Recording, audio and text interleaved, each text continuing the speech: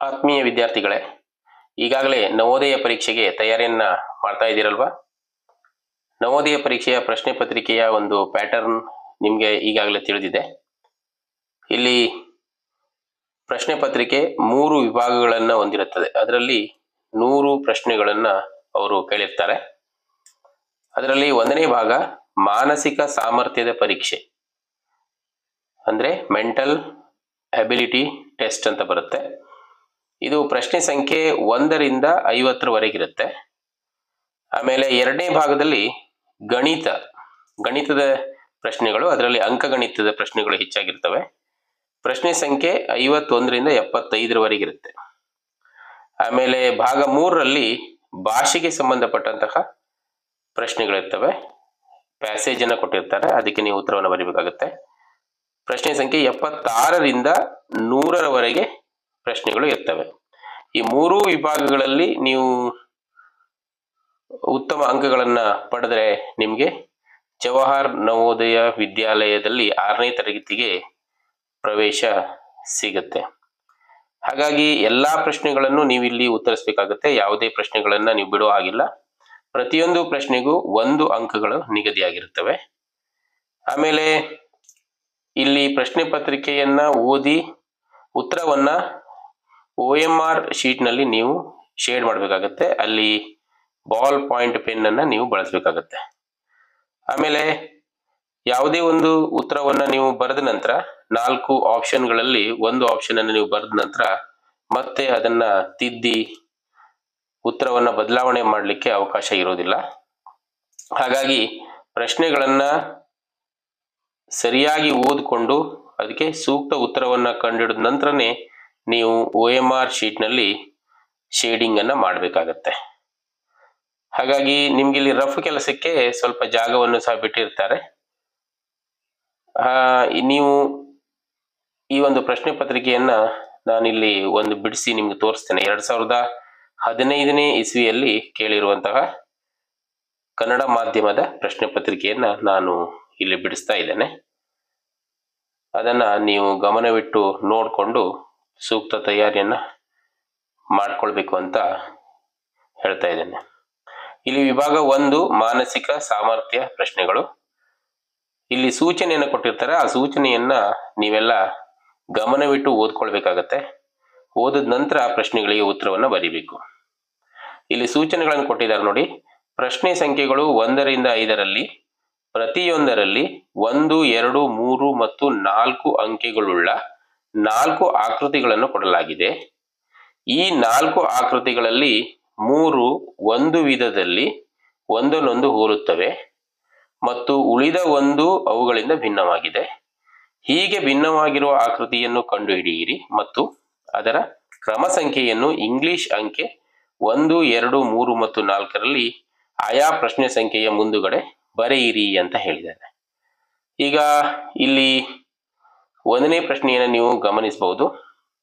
ಇಲ್ಲಿ ಆಕೃತಿಗಳನ್ನ ಕೊಟ್ಟಿದ್ದಾರೆ ಅವರು. ಇದರಲ್ಲಿ 4 ಆಕೃತಿಗಳಲ್ಲಿ 1 ಆಕೃತಿ 3 ಆಕೃತಿಗಳಿಗಿಂತ ಭಿನ್ನ ಇರುತ್ತೆ. ಅದನ್ನ ನೀವು ಇಲ್ಲಿ ಆಯ್ಕೆ ಮಾಡಬೇಕಾಗತ್ತೆ. ಇಲ್ಲಿ ನೀವು ಗಮನಿಸಿದಾಗ ಈ 4 ಆಕೃತಿಗಳಲ್ಲಿ ನಿಮಗೆ ಈ 3ನೇ ಆಕೃತಿ ಸ್ವಲ್ಪ ಏನಾಗುತ್ತೆ, ಭಿನ್ನವಾಗಿ ಕಾಣಿಸ್ತದೆ. ಯಾಕಂದ್ರೆ ಇಲ್ಲಿ ಒಂದು ಗೆರೆ ಕೆಳಗಡೆ ಬಂದಿದೆ. ಹಾಗಾಗಿ ಇದು ಭಿನ್ನವಾಗಿರುವಂತ ಆಕೃತಿ ಆಗುತ್ತೆ. ನೀವು ಇದನ್ನ ಆಯ್ಕೆ ಮಾಡಬೇಕು. ಅದೇ ರೀತಿ ಈಗ 2ನೇ ಪ್ರಶ್ನೆಯನ್ನ ನೀವು ಗಮನಿಸಬಹುದು. ಇಲ್ಲೂ ಸಹ 4 ಆಕೃತಿಗಳನ್ನ ನೀಡಿದ್ದಾರೆ ಅವರು. ಈ 4 ಆಕೃತಿಯಲ್ಲಿ ಯಾವುದು ವಿಭಿನ್ನವಾಗಿ ನಿಮಗೆ ಕಾಣುತ್ತೆ ಅನ್ನೋದನ್ನ ನೀವಿಲ್ಲಿ ಗಮನಿಸಬಹುದು. ಇಲ್ಲಿ ಪ್ರತಿಯೊಂದು ಆಕೃತಿಯನ್ನ ನೀವು ನೋಡ್ತಾ ಹೋಗ್ಬೇಕು. ನೋಡ್ತಾ ಹೋದಾಗ ಇಲ್ಲಿ ನೋಡ್ಬೋದು ನೀವು. ಇಲ್ಲಿ ಕೋನ ಮತ್ತು ಅದರ ಮುಂದೆ ಬಾಹು ಇದೆ, ಕರ್ಣದ ಮೇಲೆ ಗುರುತಿಸಿದ್ದಾರೆ. ಇಲ್ಲೂ ಸಹ ಹಾಗೆ ಇಲ್ಲಿ ಗುರುತಿಸಿದ್ದಾರೆ. ಹಾಗೆ ಇಲ್ಲೂ ಸಹ ಕರ್ಣದ ಮೇಲೆ ಗುರುತಿಸಿದ್ದಾರೆ. ಆದ್ರೆ ಇಲ್ಲಿ ಮಾತ್ರ ಕೋನ ಮತ್ತು ಇನ್ನೊಂದು ಬಾಹುವಿನ ಮೇಲೆ ಗುರುತಿಸಿರುವುದರಿಂದ ಈ ಆಕೃತಿ ಏನಾಗುತ್ತೆ, 1ನೇ ಆಕೃತಿ ತಪ್ಪಾದ ಆಕೃತಿ ಆಗುತ್ತೆ. ಹಾಗಾಗಿ 1ಅನ್ನ ನೀವು ಅಲ್ಲಿ ಶೇಡ್ ಮಾಡಬೇಕಾಗುತ್ತೆ. ಇನ್ನು 3ನೇ ಪ್ರಶ್ನೆಯನ್ನ ನಾವು ಗಮನಿಸೋದಾದ್ರೆ, 3ನೇ ಪ್ರಶ್ನೆಯಲ್ಲಿ ಆಲ್ರೆಡಿ ಇಲ್ಲಿ ಒಂದು ಚೌಕ ಕೊಟ್ಟಿದ್ದಾರೆ. ಅದರ ಒಳಗಡೆ ಅದರ ಕರ್ಣವನ್ನ ಎಳೆದು ಬಾಹುವನ್ನ ಗುರುತಿಸಿದ್ದಾರೆ. ಒಂದು ಭಾಗವನ್ನ ಶೇಡ್ ಮಾಡಿದ್ದಾರೆ. ಇಲ್ಲಿ ನೋಡಬಹುದು ಶೇಡಿಂಗ್ ಅನ್ನು ಯಾವ ರೀತಿ ಮಾಡಿದ್ದಾರೆ ಅನ್ನೋದನ್ನ ನೋಡ್ಕೊಳ್ಬೇಕು ನೀವು. ಫಸ್ಟು ಒಂದನೇ ಚಿತ್ರವನ್ನು ಗಮನಿಸಿ, ಆಮೇಲೆ ಎರಡನೇ ಚಿತ್ರ ಗಮನಿಸಿ, ಆಮೇಲೆ ಮೂರನೇ ಚಿತ್ರ ಗಮನಿಸಿ, ನಾಲ್ಕನೇ ಚಿತ್ರವನ್ನ ನೀವು ಗಮನಿಸಬೇಕು. ಇಲ್ಲಿ ಶೇಡಿಂಗ್ ಅನ್ನು ನೋಡ್ಬೇಕು ನೀವು. ಶೇಡಿಂಗ್ ನಲ್ಲಿ ಗೆರೆಗಳನ್ನು ಸಹ ನೀವು ಲೆಕ್ಕ ಮಾಡಬೇಕಾಗುತ್ತದೆ. 1 2 3 4 5 6 ಇದೆ. 1 2 3 4 5 6 ಇದೆ. ಆಮೇಲೆ ಇಲ್ಲೂ ಸಹ 6 ಇದೆ. ಇಲ್ಲಿ ಲೆಕ್ಕ ಮಾಡಬೇಕು 1 2 3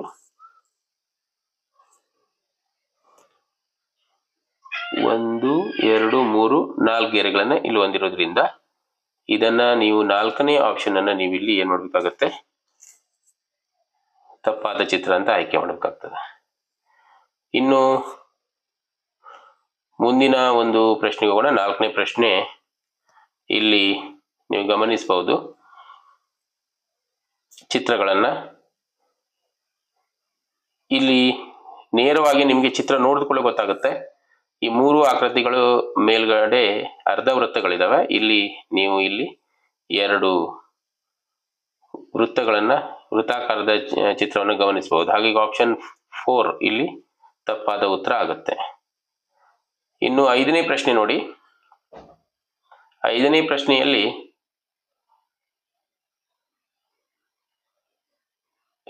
ಇಲ್ಲಿ ಆಕೃತಿಗಳನ್ನ ನೀವು ಗಮನಿಸಬೇಕು. ಆಕೃತಿಗಳನ್ನ ಗಮನಿಸಿದಾಗ ಇಲ್ಲಿ ಚೌಕ ಇದೆ. ಚೌಕದ ಒಳಗಡೆ ನಮಗೆ ವೃತ್ತದ ಒಳಗಡೆ ಈ ಚಿತ್ರವನ್ನು ನೀವು ಗಮನಿಸಬಹುದು. ಅದೇ ರೀತಿ ಇಲ್ಲೂ ಚೌಕ ಇದೆ, ವೃತ್ತ ಇದೆ, ಅದ್ರ ಒಳಗಡೆ ಏನಿದೆ ಒಂದು ಚೌಕ ಇದೆ.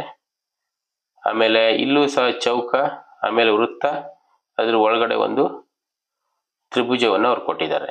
ಹಾಗಾಗಿ ಇಲ್ಲಿ ಎರಡನೇ ಚಿತ್ರವನ್ನು ನೀವು ಗಮನಿಸಿದಾಗ ಚೌಕ ಇದೆ ಮತ್ತು ಅದ್ರ ಒಳಗಡೆನೂ ಮತ್ತೊಂದು ಚೌಕ ಕೊಟ್ಟಿದ್ದಾರೆ, ಮತ್ತೊಂದು ವೃತ್ತ ಕೊಟ್ಟಿದ್ದಾರೆ. ಹಾಗಾಗಿ ಅದ್ರ ಒಳಗಡೆ ಚಿತ್ರ ಕೊಟ್ಟಿರೋದ್ರಿಂದ ಇದನ್ನು ನೀವು ತಪ್ಪಾದ ಆಕೃತಿ ಅಂತ ಗುರುತಿಸಬೇಕು. ಇನ್ನು 5 ಪ್ರಶ್ನೆಗಳೇ ಅಲ್ಲಿ ಮುಗಿತವೆ. ಈಗ 6ನೇ ಪ್ರಶ್ನೆಯಿಂದ ಮತ್ತೆ ಸೂಚನೆಗಳನ್ನ ಕೊಟ್ಟಿರ್ತಾರೆ ಅವರು. ಇಲ್ಲಿ ಭಾಗ 2 ಅಂತ ಗುರುತಿಸಿ. ಪ್ರಶ್ನೆ ಸಂಖ್ಯೆ 6ರಿಂದ 10ರಲ್ಲಿ ಪ್ರಶ್ನೆ ರೂಪದ ಒಂದು ಆಕೃತಿಯನ್ನ ಎಡಬದಿಗೆ ಕೊಡಲಾಗಿದೆ. 1 2 3 ಮತ್ತು 4 ಅಂಕೆಗಳುಳ್ಳ 4 ಉತ್ತರ ರೂಪದ ಆಕೃತಿಗಳನ್ನ ಬಲಬದಿಗೆ ಕೊಡಲಾಗಿದೆ.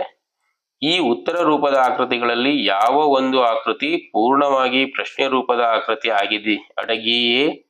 ಆಗಿದೆಯೋ ಅದನ್ನು ಆಯ್ಕೆ ಮಾಡಿ ಅದರ ಕ್ರಮ ಸಂಖ್ಯೆಯನ್ನು ಇಂಗ್ಲಿಷ್ ಅಂಕೆ 1 2 3 ಮತ್ತು 4ರಲ್ಲಿ ಆಯಾ ಪ್ರಶ್ನೆ ಸಂಖ್ಯೆಯ ಎದುರುಗಡೆ ಇರುವ ಸ್ಥಾನದಲ್ಲಿ ಬರೆಯಿರಿ ಅಂತ ಹೇಳಿದ್ದಾರೆ. ಈಗ ಇಲ್ಲಿ ಒಂದು ಪ್ರಶ್ನೆ ರೂಪದ ಆಕೃತಿಯನ್ನ ಇಲ್ಲಿ ಎಡಭಾಗದಲ್ಲಿ ಕೊಟ್ಟಿರ್ತಾರೆ, ಬಲಭಾಗದಲ್ಲಿ ಅದಕ್ಕೆ ಉತ್ತರ ರೂಪದ ಆಕೃತಿಯನ್ನ ಕೊಟ್ಟಿರುತ್ತಾರೆ. ಅಂದ್ರೆ ಪ್ರಶ್ನೆ ರೂಪದ ಆಕೃತಿಯ ರೀತಿನೇ ಅಲ್ಲಿ ಅದಕ್ಕೆ ಸಂಬಂಧಪಟ್ಟಂತ ಉತ್ತರ ರೂಪದ ಆಕೃತಿಯನ್ನ ನೀವು 4ರಲ್ಲಿ ಹುಡುಕ್ಬೇಕಾಗತ್ತೆ. ಈ ಚಿತ್ರದ ರೀತಿನೇ ಇರುವಂತ ಚಿತ್ರವನ್ನ ಹುಡುಕ್ಬೇಕಾಗತ್ತೆ. ಇಲ್ಲಿ ನೀವು ನೋಡ್ಬೋದು 6ನೇ ಪ್ರಶ್ನೆಯಲ್ಲಿ ನೀವು ಈ ಚಿತ್ರವನ್ನ ನೋಡಿದಾಗ ಇದಕ್ಕೆ ಹೋಲುವಂತಹ ಚಿತ್ರ ಇಲ್ಲಿ 2ನೇ ಚಿತ್ರ ಅದಕ್ಕೆ ಸೂಕ್ತವಾಗಿ ಹೋಲುತ್ತೆ, ಅದೇ ದಿಕ್ಕಿನಲ್ಲಿ ಇರೋದ್ರಿಂದ ಹೋಲುತ್ತೆ.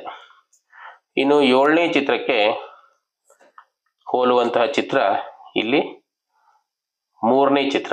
ಇವೆಲ್ಲ ಸುಲಭವಾದ ಪ್ರಶ್ನೆಗಳು. ಆದಷ್ಟು ಬೇಗ ಉತ್ತರವನ್ನ ಬರೆದು ಸಮಯವನ್ನು ಉಳಿಸ್ಕೊಳ್ಬೇಕಾಗತ್ತೆ ನೀವು. ಇನ್ನು 8ನೇ ಪ್ರಶ್ನೆಯನ್ನು ನೋಡ್ಬೋದು. ಇಲ್ಲಿ ಚಿತ್ರವನ್ನ ನೀವು ಗಮನಿಸಿದಾಗ ಅದಕ್ಕೆ ಹೋಲುವಂತಹ ಚಿತ್ರವನ್ನ ನೀವು ಇಲ್ಲಿ ನೋಡ್ಬೋದು. ಅಂದ್ರೆ ಅದನ್ನ ತಲೆ ಕೆಳಗಾಗಿ ಕೊಟ್ಟಿರಬಹುದು. ಇಲ್ಲಿ ನೋಡಿ, ಇಲ್ಲಿ 4ನೇ ಚಿತ್ರ ಅದೇ ರೀತಿಯ ಚಿತ್ರವನ್ನ ಹೋಲ್ತದೆ. ಆಮೇಲೆ 9ನೇ ಪ್ರಶ್ನೆಯಲ್ಲಿ ಈ ಚಿತ್ರವನ್ನು ನೀವು ಗಮನಿಸಬಹುದು. 9ನೇ ಪ್ರಶ್ನೆ ಇಲ್ಲಿ 1ನೇ ಚಿತ್ರ ಹೋಲುತ್ತೆ. ಇನ್ನು 10ನೇ ಪ್ರಶ್ನೆಯಲ್ಲಿ ನೀವು ಗಮನಿಸಬಹುದು 10ನೇ ಪ್ರಶ್ನೆ 2ನೇ ಚಿತ್ರ ಹೋಲುತ್ತೆ. ಹಾಗಾಗಿ ಇಲ್ಲಿಗೆ 10 ಪ್ರಶ್ನೆಗಳು ಮುಗಿತವೆ. ಈಗ 11ನೇ ಪ್ರಶ್ನೆಯಿಂದ ಮತ್ತೆ ಸೂಚನೆಗಳನ್ನು ಅವರು ಕೊಟ್ಟಿರ್ತಾರೆ. 11ರಿಂದ 15ಕ್ಕೆ ಇದನ್ನ ಭಾಗ 3 ಅಂತ ಕನ್ಸಿಡರ್ ಮಾಡಿದ್ದಾರೆ. ಇಲ್ಲಿ ಪ್ರಶ್ನೆ ಸಂಖ್ಯೆಗಳು 11ರಿಂದ 15ರಲ್ಲಿ ಎಡಬದಿಗೆ ಕೊಟ್ಟ ಪ್ರಶ್ನೆ ರೂಪದ ಆಕೃತಿಯಲ್ಲಿ ಅದರ ಒಂದು ಭಾಗವನ್ನು ಲೋಪಗೊಳಿಸಲಾಗಿದೆ. ಬಲಗಡೆಗೆ ಕೊಟ್ಟಿರುವ 1, 2, 3 ಮತ್ತು 4 ಅಂಕೆಗಳುಳ್ಳ ಉತ್ತರ ರೂಪದ ಆಕೃತಿಗಳನ್ನು ಗಮನಿಸಿ. ಅವುಗಳಲ್ಲಿ ಯಾವುದು ಒಂದು ದಿಕ್ಕನ್ನು ಬದಲಿಸಿದೆ, ಪ್ರಶ್ನೆ ರೂಪದ ಆಕೃತಿಯಲ್ಲಿ ಲೋಪವಾದ ಭಾಗಕ್ಕೆ ಸರಿಯಾಗಿ ಹೊಂದಿ ಆ ಪ್ರಶ್ನೆ ರೂಪದ ಆಕೃತಿಯ ಮಾದರಿಯನ್ನು ಸರಿಯಾಗಿ ಪೂರ್ಣಗೊಳಿಸುತ್ತದೆಯೋ ಅದನ್ನು ಕಂಡುಹಿಡಿಯಿರಿ. ನೀವು ಆಯ್ಕೆ ಮಾಡಿದ ಉತ್ತರ ರೂಪದ ಆಕೃತಿಯ ಕ್ರಮ ಸಂಖ್ಯೆಯನ್ನು ಆಯಾ ಪ್ರಶ್ನೆ ಸಂಖ್ಯೆಯ ಮುಂದುಗಡೆ ಇರುವ ಸ್ಥಾನದಲ್ಲಿ ಬರೆಯಿರಿ ಅಂತ ಹೇಳಿದ್ದಾರೆ. ಇಲ್ಲಿ ನೀವು ಒಂದು ಆಕೃತಿಯನ್ನು ಅವರು ಕೊಟ್ಟಿರ್ತಾರೆ ಪ್ರಶ್ನೆ ರೂಪದ ಆಕೃತಿಯಲ್ಲಿ, ಅದರ ಒಂದು ಭಾಗ ಉತ್ತರ ರೂಪದ ಆಕೃತಿಯಲ್ಲಿ ಇರುತ್ತೆ. ನಾವು ಅದಕ್ಕೆ ಸೂಕ್ತವಾಗಿರುವಂತಹ ಭಾಗವನ್ನ ಅಂದ್ರೆ ಜೋಡಣೆ ಆಗುವಂತಹ ಭಾಗವನ್ನು ಹುಡುಕಿ ನಾವಿಲ್ಲಿ ಆಯ್ಕೆಯನ್ನ ಮಾಡಬೇಕಾಗತ್ತೆ. ಈಗ ಇಲ್ಲಿ 1ನೇ ಚಿತ್ರವನ್ನು ನೀವು ಗಮನಿಸಬಹುದು. ಇದಕ್ಕೆ ಸೂಕ್ತವಾಗಿ ಹೊಂದುವಂತಹ ಆಕೃತಿ ಇದರಲ್ಲಿ ಹುಡುಕಿದಾಗ ನಮಗೆ 3ನೇ ಆಕೃತಿ ಕಂಡು ಬರುತ್ತೆ. ಇದನ್ನ ನೀವು ಆಯ್ಕೆ ಮಾಡಬೇಕು.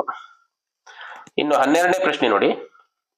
ಇಲ್ಲೂ ಸಹ ಇಲ್ಲಿ ಆರೋ ಮಾರ್ಕ್ ಅನ್ನು ಕೊಟ್ಟಿರ್ತಾರೆ, ಅದನ್ನ ಸೂಕ್ಷ್ಮವಾಗಿ ಗಮನಿಸಿಕೊಳ್ಬೇಕು. ಇದಕ್ಕೆ ಸರಿ ಹೊಂದುವಂತಹ ಒಂದು ಆಕೃತಿಯನ್ನು ನಾವಿಲ್ಲಿ ನೋಡ್ಬೇಕು. ಯಾಕಂದ್ರೆ ಈ ಭಾಗದಲ್ಲಿ ಸರಿ ಹೊಂದಬೇಕು. ಈ ಭಾಗಕ್ಕೆ ಸರಿ ಹೊಂದಬೇಕಂದ್ರೆ ನಾವು ಇದಕ್ಕೆ ವಿರುದ್ಧವಾಗಿರುವಂತಹ ಒಂದು ಆಕೃತಿಯನ್ನು, ಅದೇ ರೀತಿಯ ಆಕೃತಿಯನ್ನು ಇಲ್ಲಿ ಗಮನಿಸಬೇಕಾಗುತ್ತೆ. ಯಾಕಂದ್ರೆ ಇಲ್ಲಿ ಇವೆರಡು ಸೇಮ್ ಇರೋದ್ರಿಂದ ಇದಕ್ಕೆ ಸೇಮ್ ಇರುವಂತದನ್ನು ಗುರುತಿಸಬೇಕು. ಇಲ್ಲಿ ಆಪ್ಷನ್ 4ರಲ್ಲಿ ನಾವು ಅದನ್ನ ನೋಡಬಹುದು. ಅದನ್ನ ಆಯ್ಕೆ ಮಾಡಬೇಕು. 13ನೇ ಪ್ರಶ್ನೆ ನೋಡಿ. ಇಲ್ಲೂ ಸಹ ಹಾಗೆ ಇದಕ್ಕೆ ಸೂಕ್ತವಾಗಿ ಹೊಂದುವಂತಹ ಆಕೃತಿ ಇಲ್ಲಿ ನೀವು ನೋಡಬಹುದು. 1ನೇ ಆಕೃತಿ ಅದಕ್ಕೆ ಸೂಕ್ತವಾಗಿ ಹೊಂದುತ್ತೆ. ಇನ್ನು 14ನೇ ಪ್ರಶ್ನೆಗೆ ಬಂದ್ರೆ, 14ನೇ ಪ್ರಶ್ನೆಯಲ್ಲಿ ನಾವು ಗಮನಿಸಬಹುದು ಚಿತ್ರಗಳನ್ನ.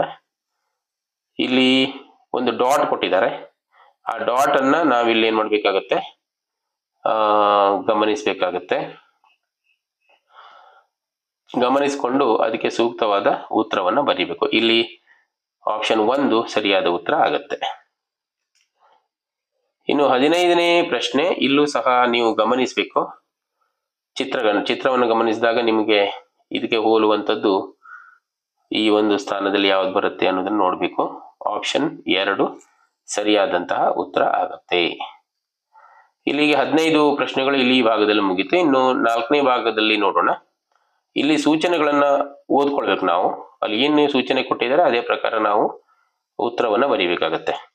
ಪ್ರಶ್ನೆ ಸಂಖ್ಯೆಗಳು 16ರಿಂದ 20ರಲ್ಲಿ ಎಡಬದಿಗೆ 3 ಪ್ರಶ್ನೆ ರೂಪದ ಆಕೃತಿಗಳನ್ನು ಕೊಟ್ಟು 4ನೆಯ ಆಕೃತಿಯ ಸ್ಥಾನವನ್ನು ಖಾಲಿ ಇಡಲಾಗಿದೆ. ಈ ಪ್ರಶ್ನೆ ರೂಪದ ಆಕೃತಿಗಳು ಒಂದು ಶ್ರೇಣಿಯಲ್ಲಿ ಇವೆ. ಬಲಗಡೆ ಕೊಟ್ಟಿರುವ 1, 2, 3 ಮತ್ತು 4 ಅಂಕೆಗಳುಳ್ಳ ಉತ್ತರ ರೂಪದ ಆಕೃತಿಗಳಲ್ಲಿ ಯಾವುದು ಒಂದು ಪ್ರಶ್ನೆ ರೂಪದ ಆಕೃತಿಗಳಲ್ಲಿ ಖಾಲಿ ಇರುವ ಸ್ಥಾನಕ್ಕೆ ಸರಿಯಾಗಿ ಹೊಂದಿಕೆಯಾಗಿ ಆ ಶ್ರೇಣಿಯನ್ನು ಪೂರ್ಣಗೊಳಿಸುವುದೋ ಅದನ್ನು ಕಂಡುಹಿಡಿಯಿರಿ. ನೀವು ಆಯ್ಕೆ ಮಾಡಿದ ಉತ್ತರ ರೂಪದ ಆಕೃತಿ ಕ್ರಮ ಸಂಖ್ಯೆಯನ್ನು ಆಯಾ ಪ್ರಶ್ನೆ ಸಂಖ್ಯೆಯ ಮುಂದುಗಡೆ ಇರುವ ಸ್ಥಾನದಲ್ಲಿ ಬರೆಯಿರಿ. ಅಂದ್ರೆ ಇಲ್ಲಿ ಪ್ರಶ್ನೆ ರೂಪದ ಆಕೃತಿಯಲ್ಲಿ ಅವ್ರು ಏನ್ ಮಾಡಿರ್ತಾರೆ, ಒಂದು ಸರಣಿಯನ್ನ ಕೊಟ್ಟಿರ್ತಾರೆ ಚಿತ್ರಕ್ಕೆ ಸಂಬಂಧಪಟ್ಟಿರುವಂತದ್ದು. ಆ ಸರಣಿ ಅಂದ್ರೆ ಒಂದು ಪ್ಯಾಟರ್ನ್ ರೀತಿಯಲ್ಲಿ ಇರುತ್ತದು. ಆ ವಿನ್ಯಾಸವನ್ನ ನಾವಿಲ್ಲಿ ಉತ್ತರ ರೂಪದ ಆಕೃತಿಯನ್ನ ನೋಡಿ ಅದರಲ್ಲಿ ಆಯ್ಕೆ ಮಾಡಿ ಕಂಪ್ಲೀಟ್ ಮಾಡಬೇಕಾಗತ್ತೆ. ಈಗ ಇಲ್ಲಿ ನಾವು ನೋಡ್ಬೋದು 16ನೇ ಪ್ರಶ್ನೆಯಲ್ಲಿ ಇಲ್ಲಿ 1ನೇ ಚಿತ್ರವನ್ನ ನೀವು ಗಮನಿಸಬಹುದು. ಈ ರೀತಿ ಇಲ್ಲಿ ಆರೋ ಮಾರ್ಕ್ ಅನ್ನ ನೋಡ್ಬೇಕು. ಆಮೇಲೆ ಈ ಆರೋ ಮಾರ್ಕ್ ಎಲ್ಲಿ ಹೋಗಿದೆ, ಇಲ್ಲಿ ಬಂದಿದೆ. ಇದು ಇಲ್ಲಿ ಬಂದಿದೆ. ಆಮೇಲೆ ಆರೋ ಮಾರ್ಕ್ ಇಲ್ಲಿ ಬಂದಿದೆ, ಡಾಟ್ ಇಲ್ಲಿ ಬಂದಿದೆ.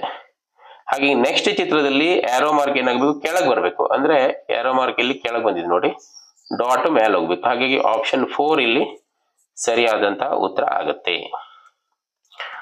ಇನ್ನು 17ನೇ ಪ್ರಶ್ನೆ. 17ನೇ ಪ್ರಶ್ನೆಯಲ್ಲಿ ಇಲ್ಲಿ ನಾವು ಸಿಂಬಲ್ ಅನ್ನ ನೋಡ್ಕೊಳ್ಬೇಕು ಯಾವ ರೀತಿ ಕೊಟ್ಟಿದ್ದಾರೆ ಅಂತ. ಇಲ್ಲಿ 2 ಗೆರೆ ಇದೆ, ಮತ್ತೆ ಮಧ್ಯದಲ್ಲಿ ಒಂದು ಗೆರೆಯನ್ನ ಇಲ್ಲಿ ಕೊಟ್ಟಿದ್ದಾರೆ. ಆಮೇಲೆ ನೆಕ್ಸ್ಟ್ ಅದನ್ನ ಡೈರೆಕ್ಷನ್ ಅನ್ನ ಚೇಂಜ್ ಮಾಡಿದ್ದಾರೆ ನೋಡಿ. ಡೈರೆಕ್ಷನ್ ಚೇಂಜ್ ಮಾಡಿ ಇಲ್ಲಿ 2 ಗೆರೆಯನ್ನು ಅವ್ರು ಎಳೆದಿದ್ದಾರೆ. ಹಾಗಾಗಿ ನೆಕ್ಸ್ಟ್ ನಾವೇನ್ ಮಾಡ್ಬೇಕಾಗತ್ತೆ ಅಂತ ಹೇಳಿದ್ರೆ ಅದರ ಡೈರೆಕ್ಷನ್ ಅನ್ನ ಮತ್ತೆ ಸ್ಟ್ರೇಟ್ ಮಾಡಬೇಕು. ಸ್ಟ್ರೇಟ್ ಮಾಡಿ 3 ಗೆರೆಯನ್ನು ಎಳಿಬೇಕು. ಇದು ಆಪ್ಷನ್ 4 ಸರಿಯಾದ ಉತ್ತರ. ಇನ್ನು 18ನೇ ಪ್ರಶ್ನೆ. ಇಲ್ಲೂ ಸಹ ನೀವು ಗಮನಿಸಬಹುದು ಆರೋ ಮಾರ್ಕ್ ಅನ್ನ ಅವರು ಕೊಟ್ಟಿದ್ದಾರೆ. ಆರೋ ಮಾರ್ಕ್ ಅಲ್ಲಿ ನೀವು ಗಮನಿಸಿದಾಗ ಇಲ್ಲಿ ಡಾಟ್ ಇಲ್ಲಿ ನೋಡಿ ಈ ಕಡೆ ಹೋಗಿದೆ, ಇಲ್ಲಿ ಬಂದಿದೆ, ಆರೋ ಕೆಳಗಡೆ ಬಂದಿದೆ, ಮತ್ತು ಇಲ್ಲಿ ಎರಡು ಮಧ್ಯದಲ್ಲಿ ಒಂದೊಂದು ಗೆರೆ ಬಂದಿದೆ. ನೆಕ್ಸ್ಟ್ ಮುಂದಿನ ಚಿತ್ರದಲ್ಲಿ ಇಲ್ಲಿ ಆರೋ ಮಾರ್ಕು ಈ ಕಡೆ ಹೋಗಿದೆ, ಮತ್ತೆ ಕೆಳಗಡೆ ಡಬಲ್ ಬಂದಿದೆ ಗೆರೆ, ಇಲ್ಲೂ ಡಬಲ್ ಗೆರೆ ಬಂದಿದೆ. ಇನ್ನು ನೆಕ್ಸ್ಟ್ ಚಿತ್ರದಲ್ಲಿ ಏನಾಗುತ್ತೆ ಅಂದ್ರೆ ಸೇಮ್, ಅಂದ್ರೆ ಆರೋ ಮಾರ್ಕ್ ಇಲ್ಲಿ ಕೆಳಗಡೆ ಬರುತ್ತೆ, ಮೂರ್ ಗೆರೆಗಳು ಇಲ್ಲಿ ಬರುತ್ತವೆ. ಹಾಗಾಗಿ ಆಪ್ಷನ್ 4 ಇಲ್ಲಿ ಸರಿಯಾದ ಉತ್ತರ ಆಗ್ತದೆ. ಇನ್ನು 19ನೇ ಪ್ರಶ್ನೆ ನೋಡೋಣ. ಇಲ್ಲಿ ನಂಬರ್ಸ್ ಗಳನ್ನ ಕೊಟ್ಟಿದ್ದಾರೆ ಅವರು, ನಂಬರ್ 1 2 3 4 ಅಂತ ಈ ಲೈನ್ ಅಲ್ಲಿ ಕೊಟ್ಟಿದ್ದಾರೆ ಅವರು. ಅದನ್ನ ಹಾಗೆ ಕಂಟಿನ್ಯೂ ಆಗಿ 1 2 3 4 5 ಒಂದು ನಂಬರ್ ಅನ್ನು ಆಡ್ ಮಾಡಿದ್ದಾರೆ. 1 2 3 4 5 6 ಕೊಟ್ಟಿದ್ದಾರೆ. ನೆಕ್ಸ್ಟ್ ಏನಾಗುತ್ತೆ 1 2 3 4 5 6 7 ಇಲ್ಲಿದೆ ನೋಡಿ, ಆಪ್ಷನ್ 2 ಸರಿಯಾದ ಉತ್ತರ ಆಗ್ತದೆ. ಇನ್ನು 20ನೇ ಪ್ರಶ್ನೆಯನ್ನು ನೋಡೋಣ. 20ನೇ ಪ್ರಶ್ನೆಯಲ್ಲಿ ಇಲ್ಲೂ ಸಹ ನೀವು ವಿನ್ಯಾಸವನ್ನು ಗಮನಿಸಿದಾಗ ಇಲ್ಲಿ ಕೆಳಗಡೆ ಡಾಟ್ ಇದೆ, ಇಲ್ಲಿ ವೃತ್ತ ಮತ್ತು ಪ್ಲಸ್ ಇದೆ. ಹಾಗೆ ಆ ಡಾಟ್ ಏನಾಗುತ್ತೆ ಮೇಲ್ಗಡೆ ಹೋಗುತ್ತೆ, ಅರ್ಧ ವೃತ್ತ ಈ ಕಡೆ ಬರುತ್ತೆ. ನೆಕ್ಸ್ಟ್ ಇಲ್ಲಿ ಅರ್ಧ ವೃತ್ತ ಡಾಟ್ ಇಲ್ಲಿ ಬಂದಿದೆ ಮತ್ತು ಅರ್ಧ ವೃತ್ತ ಮೇಲ್ ಬಂದಿದೆ. ನೆಕ್ಸ್ಟ್ ಅರ್ಧ ವೃತ್ತ ಬಲಗಡೆ ಬರಬೇಕು. ನೆಕ್ಸ್ಟ್ ಪ್ಲಸ್ ಮತ್ತು ಸಣ್ಣ ವೃತ್ತಗಳು ಈ ಕಡೆ ಬರಬೇಕು. ಅಂದ್ರೆ ಆಪ್ಷನ್ 3 ಸರಿಯಾದಂತಹ ಉತ್ತರ ಆಗುತ್ತೆ. ನೆಕ್ಸ್ಟ್ ಇಲ್ಲಿಗೆ 20 ಪ್ರಶ್ನೆಗಳು ಮುಗಿತವೆ. ಈಗ ಭಾಗ 5ರಲ್ಲಿ ಏನ್ ಸೂಚನೆ ಕೊಟ್ಟಿದ್ದಾರೆ ಅನ್ನೋದನ್ನ ನೋಡ್ಕೊಳ್ಬೇಕು ನಾವು. ಪ್ರಶ್ನೆ ಸಂಖ್ಯೆಗಳು 21ರಿಂದ 25ರಲ್ಲಿ 3 ಪ್ರಶ್ನೆ ರೂಪದ ಆಕೃತಿಗಳ ಅನಂತರ 4ನೇ ಆಕೃತಿಯ ಸ್ಥಾನದಲ್ಲಿ ಪ್ರಶ್ನಾರ್ಥಕ ಚಿಹ್ನೆ ಕೊಡಲಾಗಿದೆ. ಇಲ್ಲಿ ಮೊದಲಿನ 2 ಪ್ರಶ್ನೆ ರೂಪದ ಆಕೃತಿಗಳಲ್ಲಿ ಒಂದು ಬಗೆಯ ಸಂಬಂಧವಿದೆ. ಇಂಥದೇ ಸಂಬಂಧ 3ನೇ ಮತ್ತು 4ನೇ ಪ್ರಶ್ನೆ ರೂಪದ ಆಕೃತಿಯ ನಡುವೆ ಇರಬೇಕಾಗಿದೆ. ಇದಕ್ಕಾಗಿ ಪ್ರಶ್ನಾರ್ಥಕ ಚಿಹ್ನದ ಸ್ಥಾನದಲ್ಲಿ ಇರಿಸುವುದಕ್ಕಾಗಿ ಉತ್ತರ ರೂಪದ ಆಕೃತಿಯ ಕ್ರಮ ಸಂಖ್ಯೆಯನ್ನು ಆಯಾ ಪ್ರಶ್ನೆ ಸಂಖ್ಯೆಯ ಮುಂದುಗಡೆ ಇರುವ ಸ್ಥಾನದಲ್ಲಿ ಬರೆಯಿರಿ. ನೀವು ಇಲ್ಲಿ ಅವ್ರು ಏನ್ ಮಾಡಿರ್ತಾರೆ ಅಂದ್ರೆ ಪ್ರಶ್ನೆ ರೂಪದ ಆಕೃತಿಯಲ್ಲಿ ಒಂದು ಹೋಲಿಕೆಯನ್ನು ಕೊಟ್ಟಿರ್ತಾರೆ. ಆ ಹೋಲಿಕೆಯನ್ನು ನೋಡಿ ಮುಂದಿನ ಒಂದು ಚಿತ್ರವನ್ನ ನೀವು ಪೂರ್ಣಗೊಳಿಸಬೇಕಾಗ್ತದೆ. ಈಗ ಇಲ್ಲಿ ನೋಡ್ಬೋದು ನೀವು 21ನೇ ಪ್ರಶ್ನೆಯಲ್ಲಿ ಇಲ್ಲಿ ಅರ್ಧ ವೃತ್ತವನ್ನ ಇಲ್ಲಿ ಏನ್ ಮಾಡಿದ್ರೆ 2 ಭಾಗ ಮಾಡಿದ್ರೆ ಹೊರಗಡೆ ಚೌಕ ಇದೆ. ಅದೇ ಇಲ್ಲಿ ಮುಂದಿನ ಚಿತ್ರದಲ್ಲಿ ಏನಾಗಿದೆ ಅದೇ ವೃತ್ತವನ್ನು ಏನ್ ಮಾಡಿದವರು 8 ಭಾಗಗಳನ್ನಾಗಿ ಮಾಡಿದ್ದಾರೆ. ಇಲ್ಲಿ ಮುಂದಿನ ಚಿತ್ರದಲ್ಲಿ ನಾವು ಅದೇ ರೀತಿ ಪ್ಯಾಟರ್ನ್ ಅನ್ನು ನಾವು ಮಾಡ್ಲಿಕ್ಕೆ ಹೋದ್ರೆ ಮಧ್ಯದಲ್ಲಿ ಒಂದು ವೃತ್ತದ ಬದಲಿಗೆ ಚೌಕ ಕೊಟ್ಟಿದ್ದಾರೆ, ಚೌಕವನ್ನು 2 ಭಾಗ ಮಾಡಿದ್ದಾರೆ. ಅದೇ ರೀತಿ ನಾವು ಮುಂದಿನ ಒಂದು ಇಲ್ಲಿ ಏನಾಗ್ಬೇಕಂದ್ರೆ 8 ಭಾಗಗಳನ್ನ ಮಾಡ್ಬೇಕಾಗ್ತದೆ. ಅಂದ್ರೆ ಆಪ್ಷನ್ 2 ಇಲ್ಲಿ ಸರಿಯಾದಂತಹ ಉತ್ತರ ಆಗತ್ತೆ. ಇನ್ನು 22ನೇ ಪ್ರಶ್ನೆಯಲ್ಲಿ ಬಾಣದ ಗುರುತನ್ನು ಇಲ್ಲಿ ಕೆಳಗಡೆ ಕೊಟ್ಟಿದ್ದಾರೆ.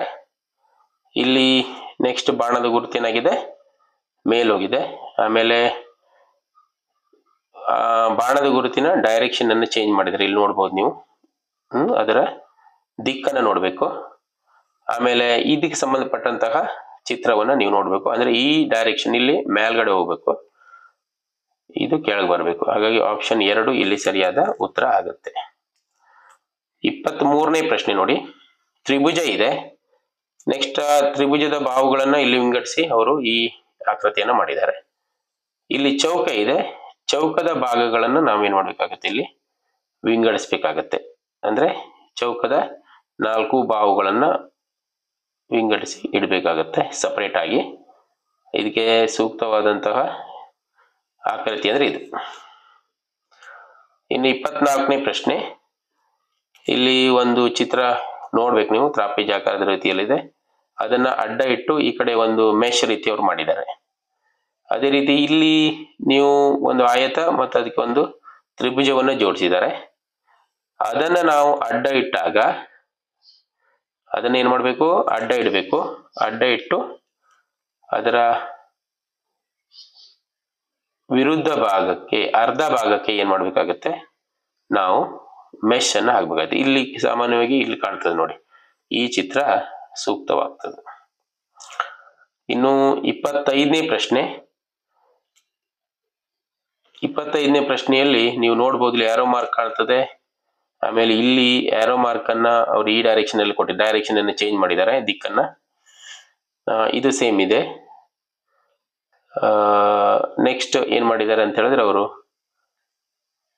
ಈ ಚಿತ್ರಕ್ಕೆ ಸಂಬಂಧಪಟ್ಟಂತೆ ನಾವೇನ್ ಮಾಡಬೇಕು, ಡೈರೆಕ್ಷನ್ ಅನ್ನು ಚೇಂಜ್ ಮಾಡಬೇಕು. ಡೈರೆಕ್ಷನ್ ಚೇಂಜ್ ಮಾಡಿದಾಗ ನಮಗೆ ಈ ಚಿತ್ರ ಬರುತ್ತೆ. ಇಲ್ಲಿಗೆ 25 ಪ್ರಶ್ನೆಗಳು ಏನಾಗ್ತವೆ, ಮುಗಿತವೆ. ಈಗ ಭಾಗ 6 ನೋಡೋಣ. ಇಲ್ಲಿ ಸೂಚನೆಗಳನ್ನು ನಾವು ಓದ್ಕೊಳ್ಬೇಕು. ಎಡಭಾಗದಲ್ಲಿ ಪ್ರಶ್ನೆ ರೂಪದ ಒಂದು ಆಕೃತಿ ಕೊಟ್ಟಿದ್ದಾರೆ, ಬಲಭಾಗದಲ್ಲಿ ಅದರ ಒಂದು ಭಾಗವನ್ನ ಕೊಟ್ಟಿದ್ದಾರೆ. ಆ ಭಾಗವನ್ನು ಜೋಡಿಸಿದಾಗ ಆಕೃತಿ ಏನಾಗುತ್ತೆ, ಪೂರ್ಣಗೊಳ್ಳುತ್ತೆ. ನಾವು ಸೂಕ್ತವಾಗಿ ಆಯ್ಕೆ ಮಾಡಿ ಗುರುತಿಸಬೇಕಾಗತ್ತೆ. ಈಗ ಈ ಆಕೃತಿ 26ನೇ ಪ್ರಶ್ನೆ ಆಕೃತಿಯನ್ನು ನೀವು ನೋಡಿದಾಗ ಇದಕ್ಕೆ ಈ ಭಾಗ ಏನಾಗುತ್ತೆ, ಸರಿಯಾಗಿ ಜೋಡಣೆ ಆಗುತ್ತೆ. ಇನ್ನು 27ನೇ ಪ್ರಶ್ನೆಯಲ್ಲಿ ನೀವು ನೋಡ್ಬೋದು, ಈ ಭಾಗ ಸರಿಯಾದ ಜೋಡಣೆ ಆಗುತ್ತೆ. 28ರಲ್ಲಿ ಅದಕ್ಕೆ ಜೋಡಣೆ ಆಗುವಂಥದ್ದು ಈ ಭಾಗ. 29ರಲ್ಲಿ ನಮಗೆ ಈ ಭಾಗ ಸರಿಯಾಗಿ ಜೋಡಣೆ ಆಗುತ್ತೆ. 30ನೇ ಚಿತ್ರಕ್ಕೆ ಜೋಡಣೆ ಆಗುವಂಥ ಭಾಗ ಇದು. ಅದೇ ರೀತಿ ಭಾಗ 6ರಲ್ಲಿ ನಾವು ಸೂಚನೆಗಳನ್ನು ಓದ್ಕೊಳ್ಬೇಕು. ಇಲ್ಲಿ ದರ್ಪಣ ಪ್ರತಿಬಿಂಬವನ್ನು ನಾವಿಲ್ಲಿ ಗುರುತಿಸಬೇಕಾಗತ್ತೆ.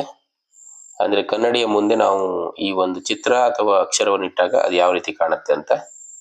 ಇದು ನೀವು ಪ್ರಾಕ್ಟೀಸ್ ಮಾಡಿರ್ಬೇಕಾಗತ್ತೆ, ಯಾವ್ಯಾವ ಅಕ್ಷರಗಳು ಕನ್ನಡಿಯಲ್ಲಿ ಹಿಡಿದಾಗ ಯಾವ ರೀತಿ ಕಾಣುತ್ತೆ ಅನ್ನೋದನ್ನ. ಹಾಗಾಗಿ ಇಲ್ಲಿ POOR ಕೊಟ್ಟಿದ್ದಾರೆ, ಅದನ್ನು ನಾವು ಕನ್ನಡಿಯಲ್ಲಿ ನೋಡಿದಾಗ ನಮಗೆ ಈ ರೀತಿ ಕಾಣಿಸ್ತದೆ.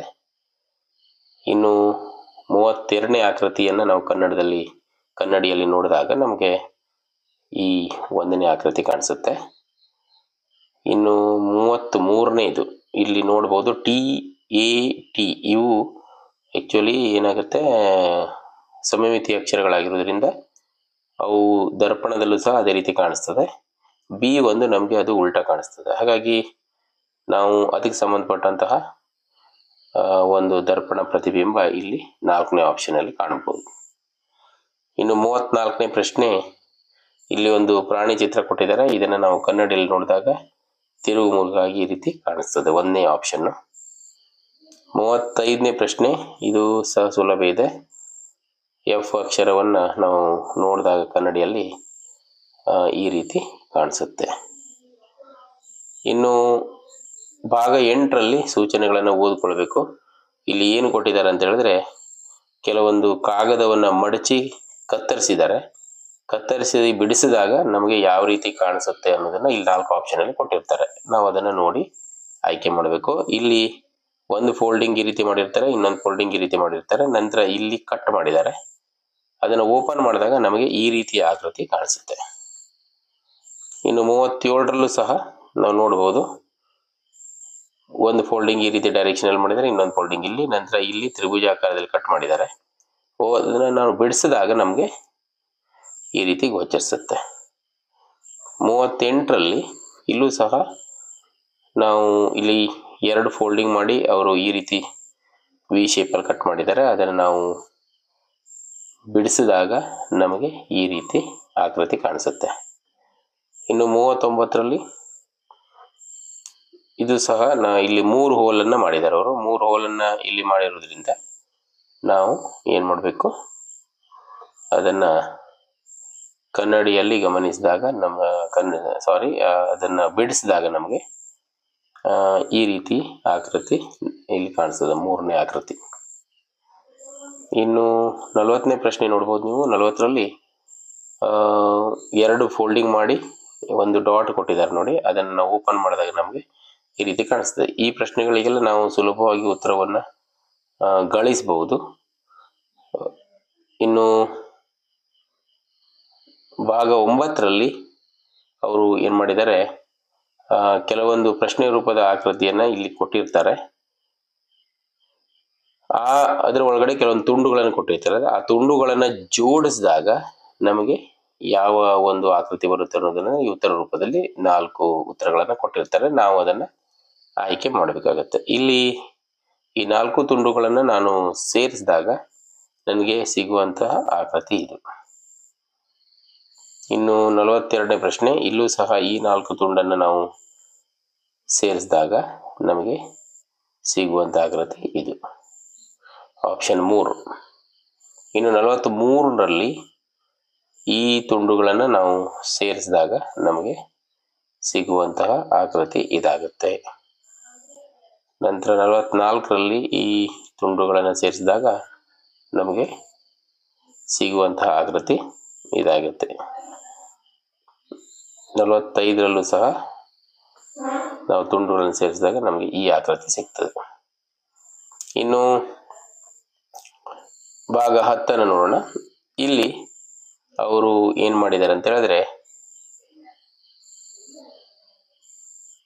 ಪ್ರಶ್ನೆ ರೂಪದ ಆಕೃತಿಯಲ್ಲಿ ಅವರು ಒಂದು ಹುದುಗಿರುವ ಅಡಗಿರುವ ಉತ್ತರ ರೂಪದ ಆಕೃತಿಯನ್ನ ಕಂಡುಹಿಡಿಬೇಕು ನಾವು. ಅಂದ್ರೆ ಪ್ರಶ್ನೆ ರೂಪದ ಆಕೃತಿಯ ಒಂದು ಚಿತ್ರ ಉತ್ತರದಲ್ಲಿ 4 ಉತ್ತರಗಳಲ್ಲಿ ಒಂದು ಕಡೆ ಅಡ್ಕೊಂಡಿರ್ತದೆ. ಅದಕ್ಕೆ ಸಂಬಂಧಪಟ್ಟಂತ ಒಂದು ಭಾಗ, ಅದನ್ನು ನಾವಿಲ್ಲಿ ಹುಡುಕ್ಬೇಕಾಗತ್ತೆ. ಇಲ್ಲಿ ಎಚ್ ಅನ್ನುವಂಥದ್ದಿದೆ. ಈ 4 ಚಿತ್ರ ನೋಡಿದಾಗ ನಮ್ಗೆ ಇಲ್ಲಿ ಎಚ್ ಕಾಣಿಸುತ್ತೆ ನೋಡ್ರಿ, ಇಲ್ಲಿ ಎಚ್ ಇದೆ. ಆಮೇಲೆ ಇಲ್ಲಿ ಈ ಆಕೃತಿಯನ್ನ ನಾವು ನೋಡಿದಾಗ ಇದನ್ನ ನಾವು ಕರೆಕ್ಟಾಗಿ ಅಬ್ಸರ್ವ್ ಮಾಡಿದಾಗ ನಮಗೆ ಹುದುಗಿರುವಂತಹ ಆಕೃತಿ ಇಲ್ಲಿ 2ರಲ್ಲಿ ಕಾಣಿಸುತ್ತೆ. ನೋಡ್ಬೋದು ನೀವು ಇಲ್ಲಿ ಹೀಗೆ ಬಂದು ನೆಕ್ಸ್ಟ್ ಏನಾಗಿದೆ ಹೀಗೆ ಹೋಗಿರೋದು ಕಾಣಿಸುತ್ತೆ. ಇದ್ರ ಒಳಗಡೆ ಅದು ಹುದುಕೊಂಡಿದೆ.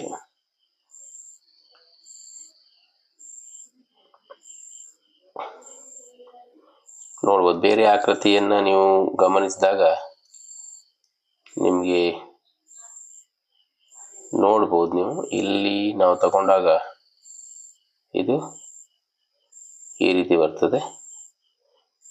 ಈ ಆಕೃತಿಯನ್ನು ತಗೊಂಡ್ರೂ ಸಹ ನಿಮಗೆ ಸಿಗುವುದಿಲ್ಲ. ಹಾಗಾಗಿ ಆಪ್ಷನ್ 2 ಇಲ್ಲಿ ಸರಿಯಾದ ಉತ್ತರ ಆಗ್ತದೆ.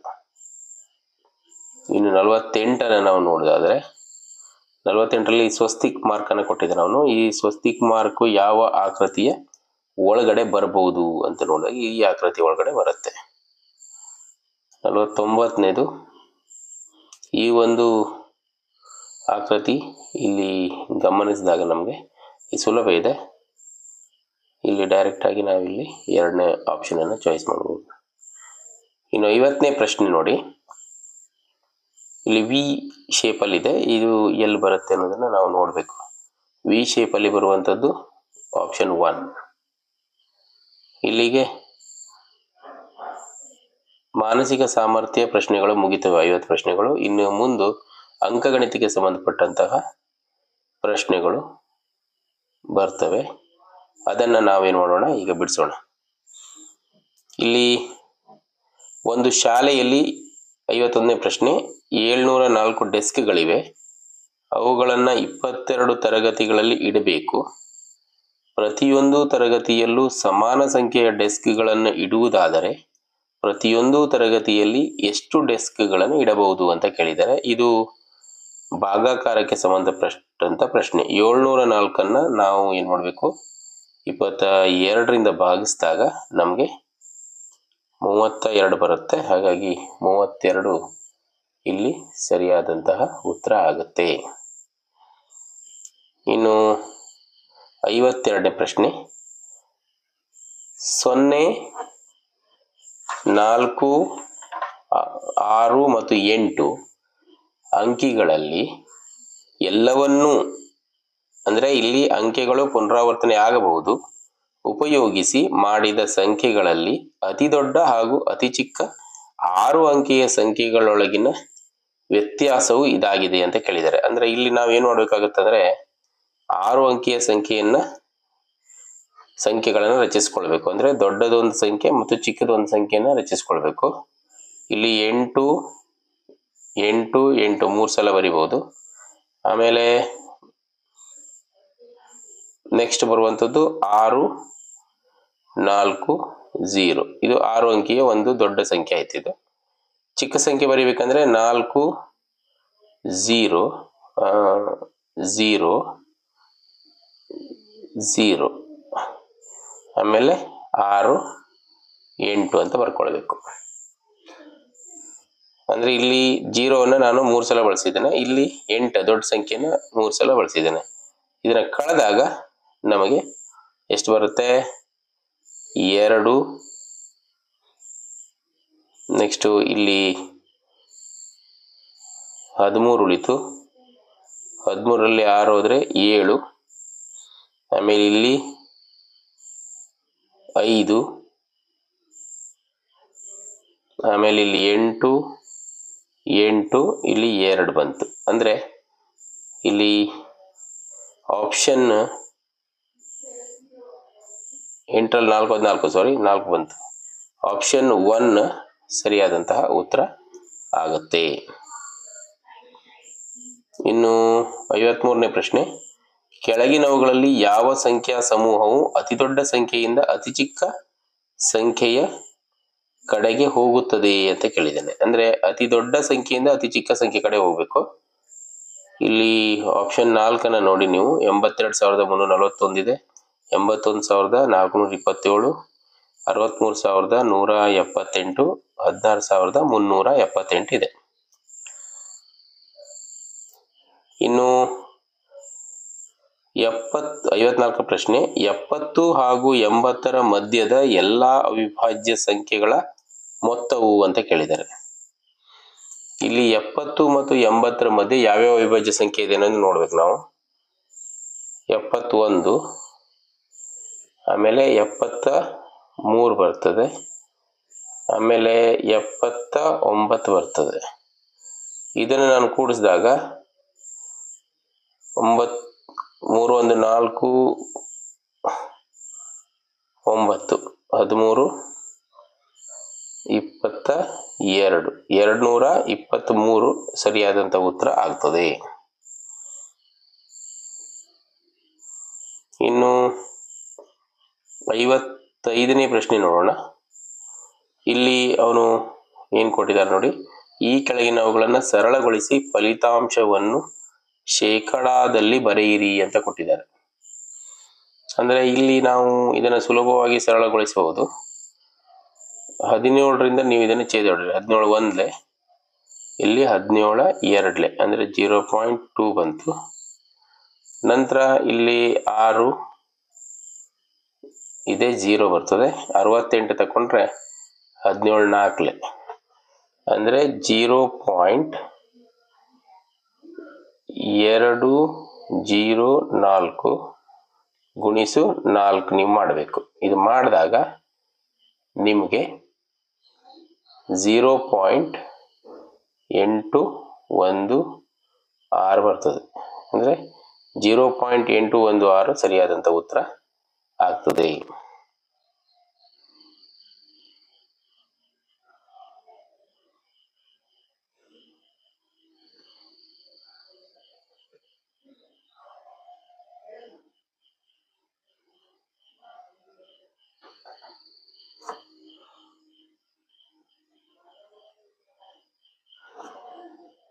ಓಕೆ, ನೆಕ್ಸ್ಟ್ ಪ್ರಶ್ನೆಗೆ ಹೋಗೋಣ.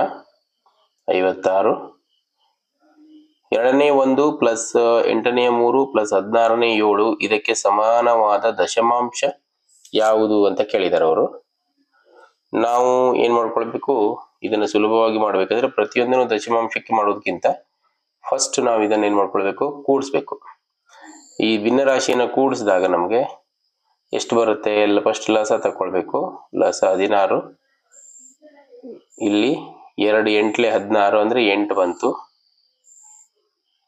ಪ್ಲಸ್ 8 1ಲೆ 8, 8 2ಲೆ 16 ಇದೆ, 8 2ಲೆ 2 3ಲೆ 6 ಬಂತಿದು, ಪ್ಲಸ್ ಇಲ್ಲಿ 7 ಬಂತು. ಇದನ್ನ ಕೂಡಿಸಿದಾಗ ನಮಗೆ 21 21/16 ಬಂತು. ನಾವು ಇದನ್ನು ಛೇದ ಹೊಡೆದಾಗ 16 ಒಂದ್ಲೆ 16,